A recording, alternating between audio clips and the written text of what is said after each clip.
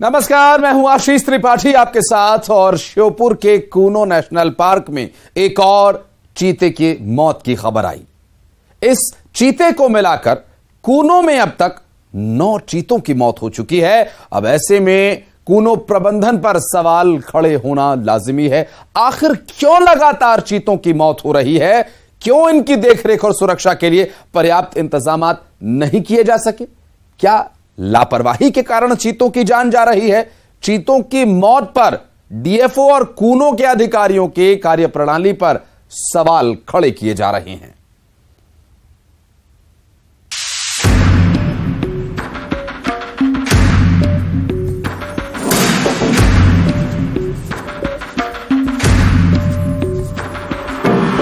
श्योपुर के Kuno national park में चीतों की मौत का सिलसिला रुकने का नाम नहीं ले रहा है। नेशनल पार्क में टिबिलिशी या धात्री नाम की मादा चीते की मौत हो गई। इस चीते को मिलाकर कूनो में अब तक 9 चीतों की मौत हो चुकी है। टिबिलिशी कूनो नेशनल पार्क के खुले जंगल में घूम रही थी। उसे हेल्थ चेकअप के लिए लाया जाना था। पिछले 10 दिनों से वन विभाग की टीम उसकी तलाश कर रही थी, लेकिन तलाश से पहले चीते की मौत हो गई। आइए जानते हैं कूनो नेशनल पार्क में कब कब चीतों की मौत हुई। 27 मार्च 2023 को नामीबिया से लाई गई 5 साल की मादा चीता शासा की मौत हुई। 23 अप्रैल 2023 को दक्षिण अफ्रीका से लाए गए 6 साल के चीता उदय ने दम तोड़ा। 9 मई 2023 को मादा चीता दक्षा की मौत हुई। 23 मई 2023 को 4 शावकों में से एक की मौत हो गई। 25 मई 2023 को एक शावक की मौत हुई। 25 मई 2023 को एक और अन्य शावक की जान गई। 11 जुलाई 2023 को दक्षिण अफ्रीका से लाए गए चीता तेजस ने दम तोड़ दिया। 14 जुलाई 2023 को दक्षिण अफ्रीका से लाए गए एक चीते ने दम तोड़ा। 2 अगस्त 2023 मादा चीता धात्री की मौत हो गई। कूनो नेशनल पार्क में लगातार चीतों की मौत पर सवाल उठ रहे हैं। कांग्रेस विधायक ने भूख की वजह से चीतों की मौत के आरोप लगाए थे, लेकिन अब बीजेपी जिला अध्यक्ष सुरेंद्र सिंह जाट ने डीएफओ और कूनो के अधिकारियों की कार्यप्रणाली पर सवाल खड़े किए हैं। उन्होंने इस पूरे मामले पर सीएम शिवराज से शिकायत करने की बात कही है।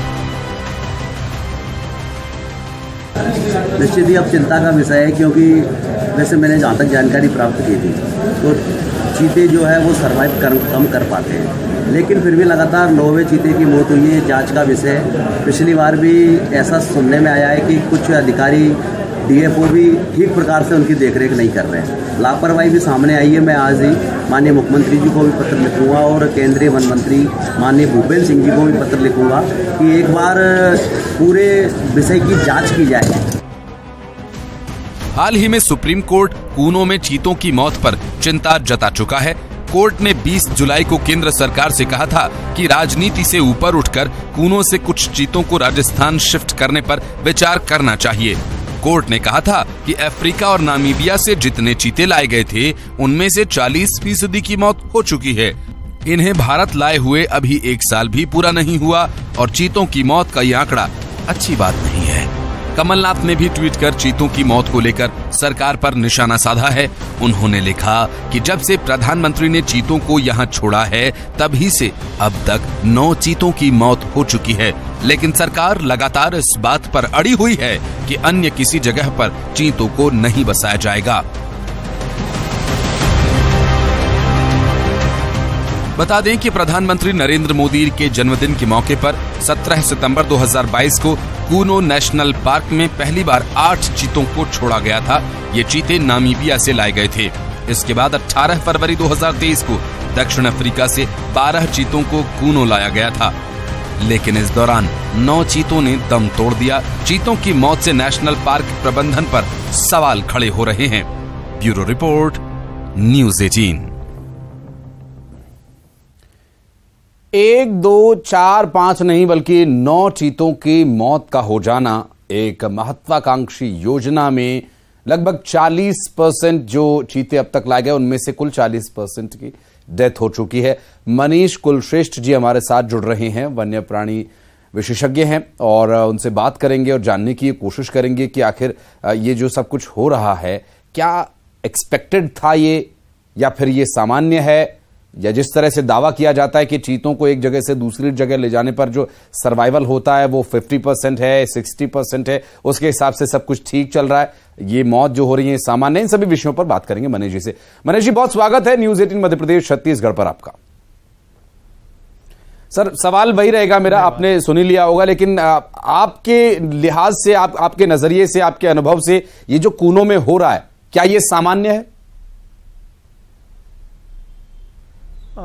देखिए, ऐसा है कि पहले इंडिया में चीते पाए जाते थे जो 1962 में खत्म हो गए थे। वो कोई वो शिकार के कारण खत्म हुए थे, कोई कंडीशन थी, बायोलॉजिकल कंडीशन, या कोई ऐसा नहीं था, कोई डिजीज या कुछ इस टाइप से जिसके कारण खत्म हुए थे। लेकिन वर्तमान में वो जो चीते हुआ करते थे वो ईरानियन चीते हुआ करते थे, जिनके हिसाब से इंडिया का जो क्लाइमेट था सुटेबल था। इन लोगों ने जल्दीबाजी करके नामीबिया से और अफ्रीका से जो चीते लाए हैं, इनका जो इम्यून सिस्टम है और इनके जो प्रतिरोधक क्षमता है वो निश्चित रूप से ईरानियन चीते की जो ब्लड लाइन जो है उससे कमजोर है ये। और इन लोगों ने जो वैज्ञानिक और जो साइंटिस्ट को लगाया था कि आप चयन करें कि कौन सा अच्छा है, इनमें अंतर्राष्ट्रीय स्तर के कुछ वैज्ञानिक थे, अपने यहाँ WII के वैज्ञानिक थे। इन लोगों ने कैप्टिव एनिमल को जो है कैप्टिव एनिमल का चयन कर लिया, जिनको फ्री रेंज में लाके छोड़ा गया। चूंकि कोई कैप्टिव एनिमल होता है वो बीमार भी था, उसका ऑपरेशन भी हो चुका था, उसकी जो फूड हैबिट होती है वो फ्री रेंज में जब छोड़ते हैं तो उस हिसाब से टोटली उसका जो बिहेवियर होता है वो अलग हो जाता है। तो इस हिसाब से जो है इनका जो आधार था जो वही गलत था। और इनका जो चयन था, ईरानियन चीते इनको नहीं मिल पाए तो इन्हें जल्दीबाजी में नामीबिया और अफ्रीका से लेके आए हैं। वो भी हालांकि अफ्रीकन कंट्री का नामीबिया वहीं का हिस्सा है, लेकिन उनकी फूड हैबिट और वहां का जो क्लाइमेट है, बहुत वहां का जो ड्राई और गर्म क्लाइमेट है, अपने यहाँ का मॉइस्ट क्लाइमेट है, तो कई प्रकार के जो नमी वाले जो होता है बीमारी हारी, देखिए बरसात के आसपास जैसे इंसानों में भी ज्यादा होती है, उसी प्रकार नमी अगर ज्यादा होगी तो बैक्टीरिया, वायरस, कई प्रकार की डिजीज जो प्राकृतिक मौत का कारण बनती है वो पनपती हैं। उसका फीका सैंपल वगैरह की कोई जांच नहीं की जिससे कि कौन सा बैक्टीरिया, वायरस पनप रहे हैं, उसकी बहुत कमी रही है। जल्दीबाजी में इनने लाया और आगे का जो इसकी योजना थी वो एस्टेब्लिशमेंट इनने उसके मॉनिटरिंग के लिए केवल भौतिक इन लोग करते रहे कि भाई कॉलर पहना दिया। कॉलर भी 3.5 किलो का वजन का होता है, उसको अनईजी लगा और उसमें नीली जो मक्खी बोलते हैं, मैकेट्स जो अंडे देती है जिससे इल्लियां पैदा होती हैं, वो उसकी बॉडी में पेनिट्रेट करके अंदर चले गए और वो एक सेप्टिसीमिया उनने डेवलप किया जो कि संक्रमण फैल के मौत का कारण, चूंकि नेक रीजन में था वहां इसकी जीभ नहीं पहुंच पाती थी और वहां संक्रमण को खत्म नहीं कर पाया और डॉक्टरों ने भी नहीं देखा, कॉलर से ढका हुआ था। और जो मॉनिटरिंग सिस्टम भी है वो जैसे जर्मन से लाए हैं कॉलर। यहां अगर उसका डिटेल हमें चाहिए है तो हम पहले जर्मन फोन करेंगे, वहां से फिर पता करेंगे कि भैया कहाँ है इसकी लोकेशन, तो 2 घंटे बाद मिलती है। तो वो कारगर भी नहीं था मॉनिटरिंग सिस्टम। तो फिजिकली जो था रात थोड़ा आसान भाषा में आपने बिल्कुल सही और सटीक इसका विश्लेषण किया। जो हमारे आम दर्शक है, बहुत आसान भाषा में मेरा प्रश्न होगा, हो सकता है कि वो उतना प्रासंगिक भी ना हो, लेकिन आप अगर मैं गलत हूं तो मुझे बताइएगा। अमूमन हम लोग घरों में जो कुत्ते पालते हैं, कई अलग अलग नस्ल के कुत्ते, अलग अलग विदेशी नस्ल के कुत्ते हम लोग पालते हैं, वो आते हैं, वो सरवाइव कर जाते हैं, उनका इम्यून एडजस्ट हो जाता है। ये चीतों का इम्यून क्यों नहीं एडजस्ट हो पा रहा? क्या रेड मीट की कमी या अधिकता की वजह से हो रहा है? क्योंकि चीतों में अमूमन आवश्यकता होती है रेड मीट की, जो कि इनकी बॉडी के इम्यून को बैलेंस करके रखती है। तो वो कुत्तों वाली जो इम्यून सिस्टम है और जो चीतों, उसमें बहुत फर्क है क्या? इस वजह से ये एडजस्ट नहीं कर पा रहे? क्या तुलना करना उचित होगा? एक्चुअली जो टोपोग्राफी है वहां का, जो पृष्ठीय जो वो क्षेत्र है वहां का, हमेशा चीता जो होता है ग्रुप में शिकार करता है जी। ग्रुप में वहां पे ऐसा ग्रुप जो बाय बर्थ इनका बनता है, इनका ग्रुप बनता है, एक दोस्ती होती है इनका, एक अपना मिलते हैं, वो शिकार करते हैं और जितनी आवश्यकता होती है उसको खाते हैं। और यहाँ पे इनने जो है प्रे जो है उसमें इनने जो प्रे है उसका शिकार नहीं कर पा रहे थे, प्राकृतिक जो होता है हिरण वगैरह का, इसका शिकार नहीं कर पा रहे थे ये, क्योंकि ये कैप्टिव में रहे, इनको ट्रेनिंग नहीं थी। और इनने आर्टिफिशियल मांस दिया गया, वो कि जिसमें कई प्रकार के बैक्टीरिया वायरस होते हैं, जब इनकी बॉडी में गए तो कई प्रकार की बीमारियां ट्रिगर हो गई, मतलब वो एक्टिवेट हो गई, जो इनका मौत का कारण बनी। तो कैप्टिव उसको फ्री रेंज में छोड़ के वो शिकार नहीं कर पाए, तो भूखे प्यासे रहे। और क्लाइमेट भी बहुत हॉट है, गर्म है अपने यहाँ का, और ह्यूमिड है अपने यहाँ का। ह्यूमिड में मतलब ड्राई जगह के थे और गर्म थे, सर्वाइव कर जाते थे। लेकिन नमी होती है तो और गर्माहट, और ये इनका कंडीशन एडजस्ट नहीं हो पाई यहाँ की इस क्लाइमेट में जो है। तो ये बेचैन हुए, कई प्रकार से स्थितियां बनी और जो इनकी मौत का कारण बनी है। बिल्कुल, इतने विशेषज्ञों की मनीष जी टीम लगी हुई है, क्या इन बातों को नेग्लिगेट किया गया? क्या आप इस बारे में इस बात से सहमत हैं कि ये बातें कुछ हद तक उन तक नहीं पहुंच पाई, कुछ लापरवाही हुई शायद इस वजह से? चूंकि आप इस बात को समझ रहे हैं, तो जो टीम यहां पर लगी हुई है, एक महत्वाकांक्षी योजना है चीतों को वहां से लाकर यहां बसाने की, इतनी बड़ी योजना, इतना पैसा खर्च हो रहा है, इतनी हाईलाइट मिल रही है, मीडिया फोकस इस पर इतना हो रहा है, तो क्या ये बात कहीं दबकर रह गई जो जिन बातों का जिक्र आप कर रहे हैं? देखिए, जो भी टीम में शामिल हैं वो किसी प्रकार से इस विषय के विशेषज्ञ नहीं है। वो दूसरे विषय के विशेषज्ञ हो सकते हैं, इंडियन जिनका कारण था कि एक इनमें कोऑर्डिनेशन भी नहीं है और ईगो वाली भी प्रॉब्लम रही है। जो वहां जाता वो अपने आप को बहुत बड़ा विशेषज्ञ समझता था, वो जो बोल रहा है सही बोल रहा है, एक दूसरे के बीच कोऑर्डिनेशन नहीं रहा, यही मौत का चीतों के कारण बना है। अभी अगर ये बचे कुचे भी अगर दूसरी जगह डिस्पर्स नहीं किए गए, वहां की कंडीशन सूट नहीं कर रही है, तो 8 चीतों की मौत बता दिया है। अगर इसको अतिशीघ्र दूसरी जगह मतलब फिर से स्टडी करी जाए और बहुत जल्दी की जाए, तो दूसरी जगह शिफ्ट करें तो हो सकता है ये सरवाइव कर जाए जो है। अदरवाइज ये खींचातानी ज्यादा चल रही है और लोगों का बचाव के प्रति वो नहीं है नजरिया, और अनुभव भी नहीं है इनको पालन पोषण का और इनके देखरेख का। तो सर, ऐसे में मनीष कुलश्रेष्ठ क्या सजेस्ट करेंगे? क्या हम विदेशी एक्सपर्ट्स को बुला सकते हैं?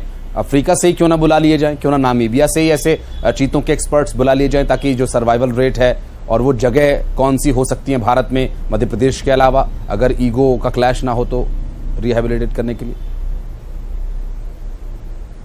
देखिए, ये नौरादेही भी इन लोगों ने 3 जगह सेलेक्ट की थी, जहां पे कि जैसे चीते लाते हैं, ये तो प्रे बेस्ड होता है, जहां पे कि चीतल वगैरह खाते हैं, खरगोश खाते हैं, बर्ड्स वगैरह खाते हैं। तो वहां का जो बायोलॉजिकल कंडीशन थी, ये नौरादेही की और गांधी सागर की और पालपुर कूनो की 3 जगह चीतों के लिए सूटेबल थी।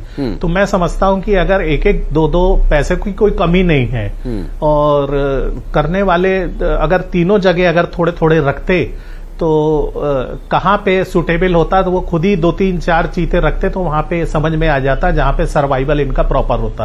एक ही जगह लाके रख दिया और वहां की कंडीशन सूट नहीं कर रही है इनको। तो हमारी सलाह तो ये है कि दूसरी जगह की बहुत अतिशीघ्र इसकी स्टडी की जाए, और स्टडी हो चुकी है, वहां पे लाके इनको रखा जाए। और संसाधनों की और पैसों की कोई कमी नहीं है, लेकिन थोड़ा सा ये राजनीतिक भी हो रही है और थोड़ा सा पेशेंस भी रखना पड़ेगा। इनकी इम्यून सिस्टम कमजोर है इनका, और जो फ्री रेंज वाले वहां के हैं वो लाएंगे अगर तो यहाँ सरवाइव करेंगे। ये लोग तो कुछ भी उठा लाए थे, मतलब रिजेक्टेड पीस टाइप के ऑपरेशन जिसका हो चुका था, जो कैप्टिव थे, और ये हम तो स्वच्छंद वातावरण में छोड़ने की बात कर रहे थे। अगर इस टाइप के वो सरवाइव नहीं कर सकते, उनकी फूड हैबिट उनकी बहुत कम हो जाती है कैप्टिव एनिमल की। आप विश्वास नहीं करेंगे कि जो जैसे टाइगर होता है, तो वो अगर कैप्टिव रहता है तो उसको 5-8 किलो मांस पर्याप्त होता है, फ्री रेंज में वही 20 किलो खाता है। हाँ। तो इन चीतों का भी वही रहा है, और ये आश्रित रहे हैं, फ्री रेंज में शिकार नहीं किया है। वहां का मीट और यहाँ के मीट में फर्क है, कई टाइप की चीजें हैं, वही वो उनको सूट नहीं कर रहा है। बिल्कुल, लैंड एरिया अलग है सर, पूरा जो बायोलॉजिकल सिस्टम है वो काफी भिन्न है दोनों देशों के, दोनों बल्कि कॉन्टिनेंट की अगर कहें तो गलत नहीं होगा, दोनों कॉन्टिनेंट के जो बायो सिस्टम है बहुत अलग है। इस वजह से जो रिएक्शन है वो संभवतः इस तरह से ये सूट नहीं कर पा रहे। मनीष जी, बहुत शुक्रिया आपका समय देने के लिए और इस पूरे विषय पर प्रकाश डालने के लिए और हमारे दर्शकों तक ये बात पहुंचाने के लिए कि इसमें क्या कुछ कमियां हैं और संभव है कि प्रशासन भी इस बारे में विचार करेगा और जो मनीष जी ने बातें बताई उन पर भी गौर किया जाएगा, जिससे कि जो इनका सर्वाइवल रेट है वो बढ़ाया जा सके और जिन कमियों की बात हो रही है उन कमियों को दूर किया जा सके। बहुत बहुत शुक्रिया मनीष जी आपका समय निकालने के लिए। और सीधा आपको लिए चलते हैं, मुख्यमंत्री शिवराज सिंह चौहान रोड शो कर रहे हैं इस वक्त मंदसौर में, और मंदसौर में क्या कुछ कह रहे हैं जनदर्शन कार्यक्रम के दौरान सुनवाते हैं।